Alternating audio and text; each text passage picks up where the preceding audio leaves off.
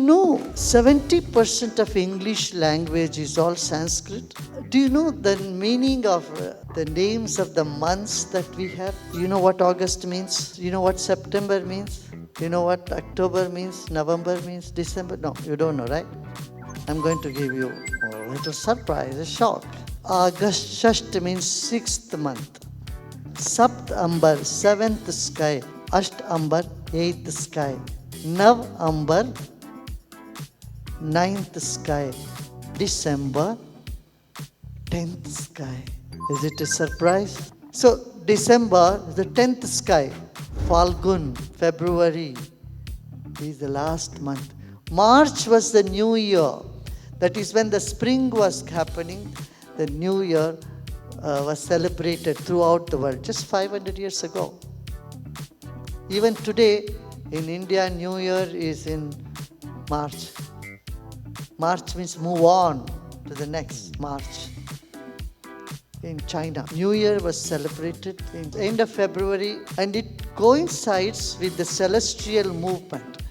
When the sun enters the first point of Aries, that's when New Year is celebrated. Not just in India, Afghanistan, Iraq, Iran, everywhere the New Year celebrated in March. You know how the Fool's Day came into existence? Because people continued to celebrate in March, and the King of England, he wanted to change it to January. Nobody listened.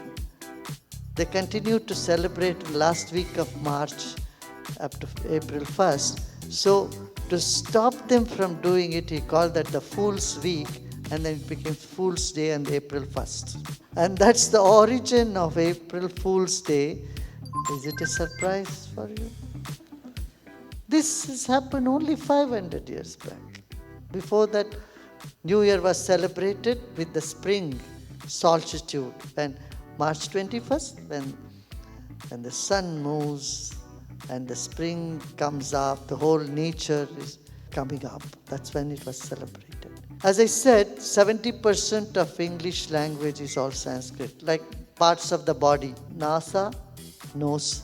Hasta, hand. Heart, hridaya. And relationship. Daughter, duhita. Sister, swasa. Brata is brother. Mata, mother. Dental comes from danta. Danta means teeth. Pedicure is in a pada. Pada means feet. Attraction, in Sanskrit, akarshan. Advocate, adivakta. Door is dwar. Manaha, mind. Divine, ya deva. Demon and danav. Man is manav. Gau is cow. Karishma is a Sanskrit word. You know, there is a story in Bible about the biblical tower. At one point, everybody was speaking the same language, and when they went up, they forgot their language.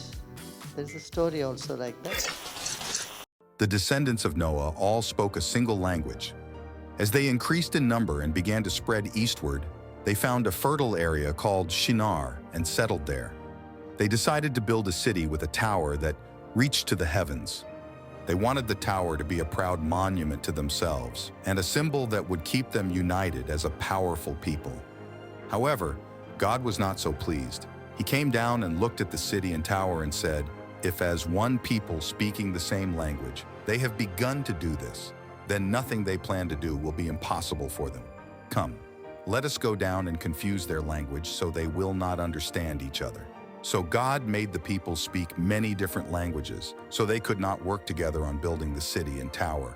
He scattered the people around the world, and the city was abandoned.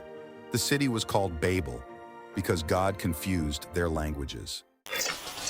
What I'm saying is, when you go to the root of our civilization, we find there is a unity, there is oneness. We are all part of that one big human organism.